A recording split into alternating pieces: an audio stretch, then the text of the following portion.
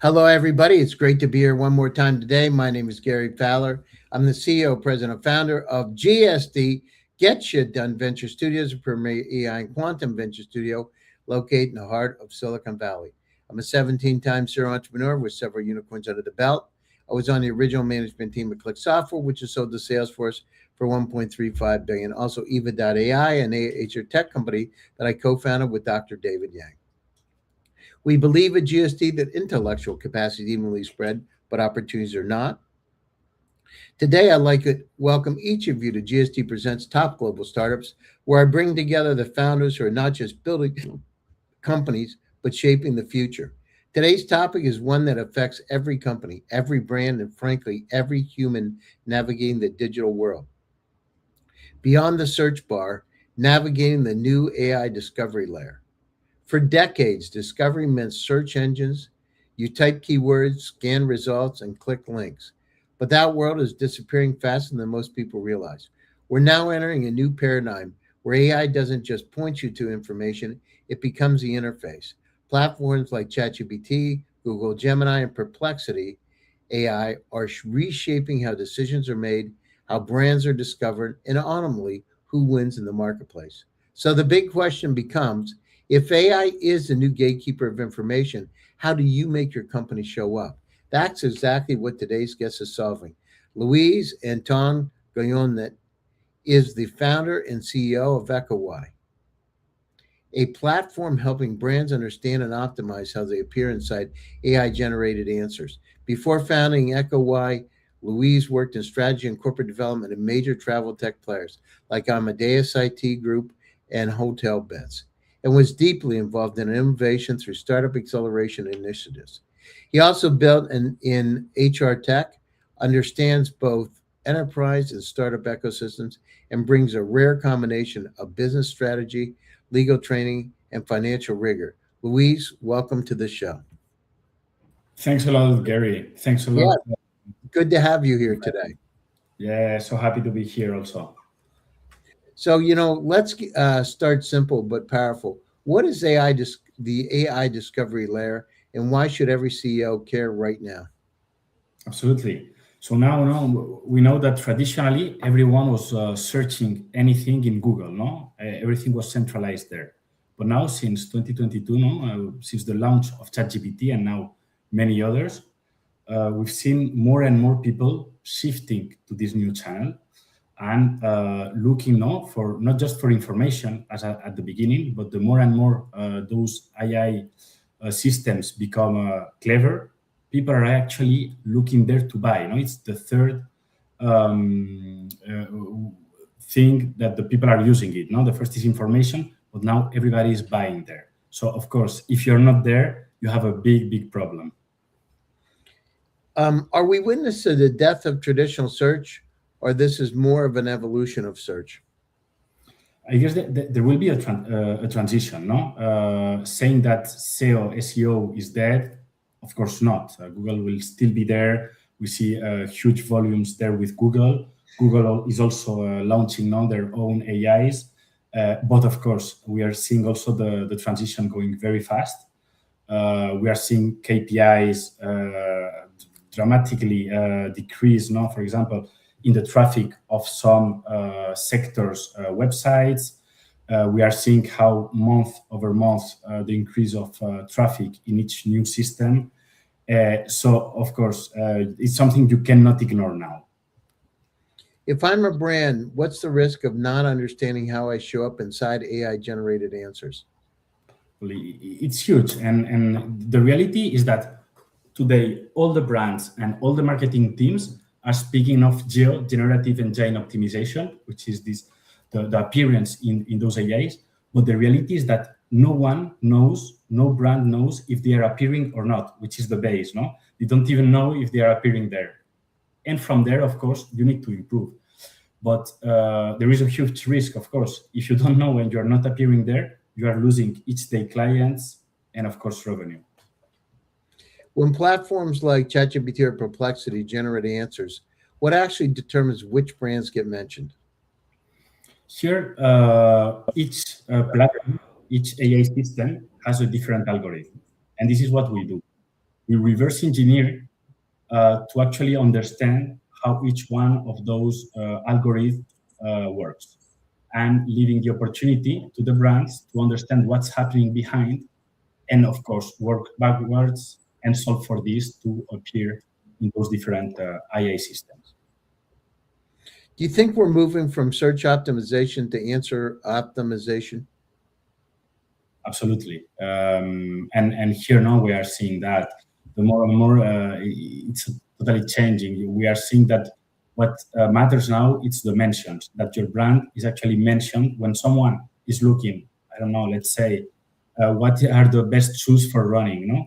What you want is your brand to be mentioned there, because this will not, of course, give you some brand awareness, but also it will bring you leads, no? And you will convert more also. What do you think? Well, what signals matter most right now? Authority, structured data, brand mentions, or something else? Yes, so here we are seeing something very interesting. AIs, they prefer what people say about you, so medias, what others are telling about your brand, that what you are saying about your brand in your own web, in your own blog. So it's super important here to actually be appearing in the right sources, and of course we help with that with our platform, and also in a recent time. Meaning, traditionally, if you were present for the past 12 months, it was fine, no? You were there. But now, if you're not there in the 30 days, 60 days before, the AIs gives a lot of weight to this period of time, and that's what they will wait to make you appear. But also there are many other things, no, that waits in order for your brand to appear. Do you think smaller startups can realistically compete with the large incumbents in this new discovery layer? Of course, and I think that we've seen that in many industries. No, you've got the incumbents, no, that have been there a long time, but they have huge organization. They take a long time to adapt. We are actually seeing that, no, even with all the money, all the funds, it's not that easy for a big organization to shift and actually, you know, launch something innovative. Smaller organization now also powered with AI, we go very fast. I'm seeing that in my own product, but also some colleagues, no, and other founders I know. We are able to disrupt that. And here I'm remembering, no, for example, the disruption in the fintech world didn't come from their own banks. No, it was fintechs, not always coming from even the same industry. No, so absolutely, no, coming from a different approach and being native with the technology.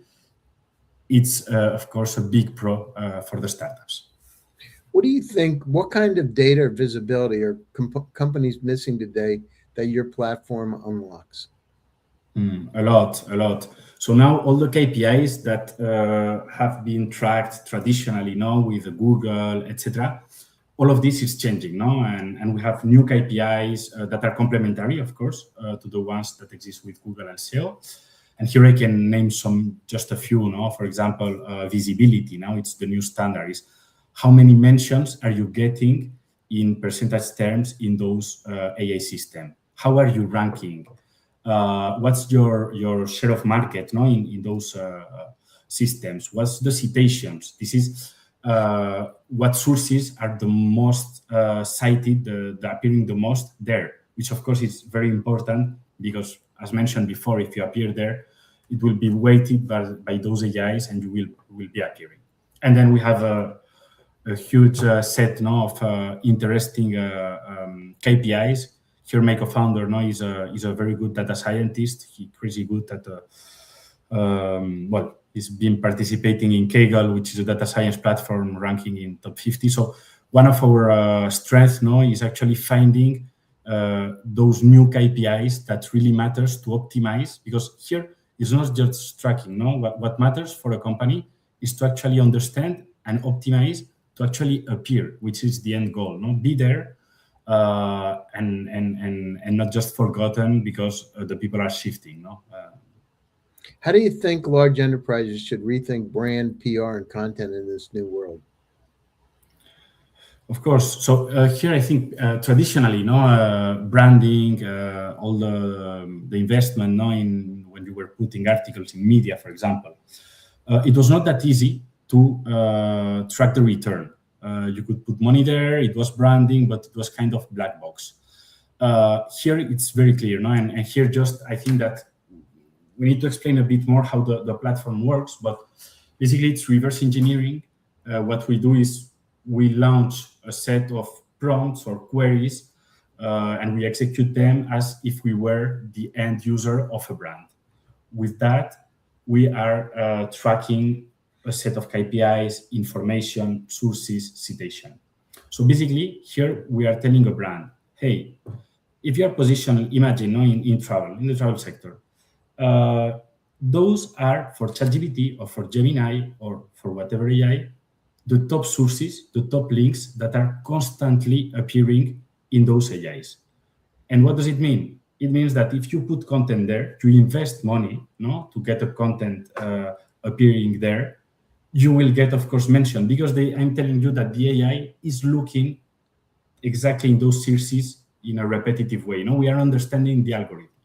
So this makes that the investment you could do in this blog or niche media player or a big diffusion media player will have a high return for you. And we will track that with the platform, with the increase in mentions, in visibility, etc. Are we moving toward a world where AI agents, not humans, are the primary customers of content? I think that we are going in that direction, but we are not yet there. It's not. It's something that, in my opinion, of course, with AI, we are seeing things moving very fast. It will be the next step for that, and all the players, all the clever players, are preparing for that, for the readability by AI agents. Let's look at the future. So if we fast forward 3 to 5 years, what does discovery look like when AI is the default interface? Mm-hmm. Well, it's complex now with the AI that we've seen how it has accelerated. Probably 10 years ago, when we were with big data, you asked me this question: what's going to happen in 3 years? And I could probably sense that it will improve, AI will become more clever, the insights will get better, the data, this lack of data, which was the problem of AI 10 years ago, will be fulfilled by these AIs, etc. Now, in 3 to 5 years, it's going so fast each month that it's quite complicated. But of course, we are going in the direction that probably agents will buy for us, and agents will be buying from other agents, and so on. We go in that direction. Do you believe we'll reach a point where users never search again?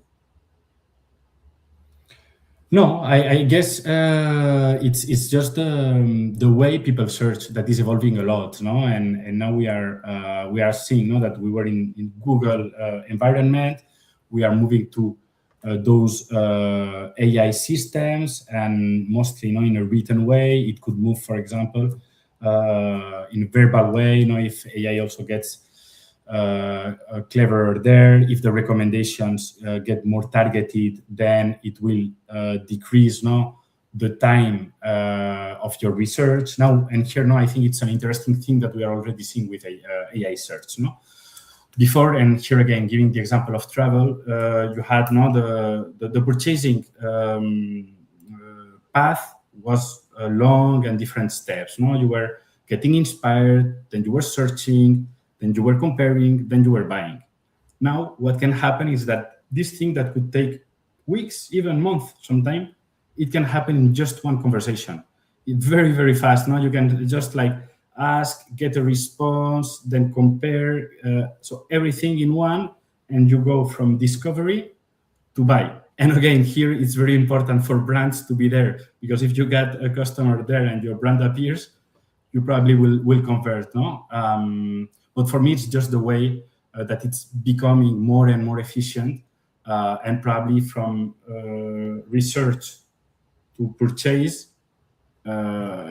each time it's getting faster. And we already saw this For example, with Amazon, when they added one-click payment, it's of course the innovation brings that, and this is what everyone wants to give their consumer, a frictionless purchasing experience.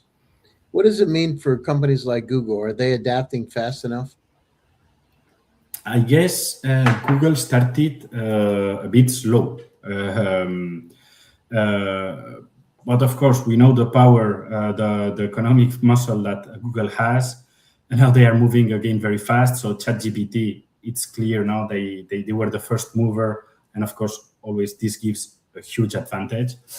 Now Google has invested a lot. At the beginning, they added the AI overviews, which at the same time it was a complicated play because it was going against them. Because then if you add this and you give the answer to the people, maybe they will not click in the links, which is what gives them also the money from the advertising business. But very fast, they are adapting. They have launched Gemini. They have a huge economic muscle. ChatGPT has a huge cost base. So I guess they will do great things also. In this new AI-driven world, what separates the companies that win from the companies that are going to disappear? Very good question. I believe that large corporations are more at risk than ever. Before now, you had a huge company with complicated system embedded in your clients, provider, etc. It was very hard to cut that provider. Now with AI and agents, etc., we are seeing that this complexity can disappear. And so that's one part. And then also, as mentioned before, big players take more time to innovate, to adapt the culture. They see the need, but then sometimes there is this resistance to the change. And this gives a big opportunity to all the smaller players, startups, the ones that we are, starting now since 2 years, 1 year, native with this technology. We are able to adapt very fast. And I guess that since 10 years, of course, adapting was a key KPI for the success of any company and even individual person. But now, more and more, you need to adapt. I mean, each month we are adapting absolutely our plan, and that's the correct thing, I believe, to succeed. We're coming up to the top of the show. Some closing thoughts, and how do people get a hold of you, Luis? Well, everyone knows that the discovery is super important. All brands are already talking of GenAI optimization. That's the moment to enter there. Now there is almost no competition, which means that when you look, you are not competing with anyone not to appear in AI search. So I really just recommend to take your time to improve and investigate GenAI optimization and appear there before others do. Luis, this is one of those shifts that feels subtle on the surface, but is actually tectonic underneath. The idea that AI is becoming the decision layer for the internet changes everything, from marketing to product to trust. And trust is important. We've got to focus on that. And the other thing is we got to build things like empathy and compassion into these models, which we haven't done for the most part. So if you're not thinking about how your company shows up inside AI generated answers, you're already behind. Luis, thanks so much for coming on my show, GST Presents Top Global Startups. If you want to stay on for a few minutes after the show, we can talk. Would be great. And to all of you out there, thank you for joining one more time. And thanks to all of you. We are now at 1,700 podcasts with millions of views, and it's all because of you. Stay happy, stay safe, and stay healthy. And I'll be back to you again soon with another exciting edition of GST Presents Top Global Startups. My name is Gary Fowler, and I'm your host. Thank you, everybody. And thank you, Luis. Thanks a lot, Gary. Thanks for inviting.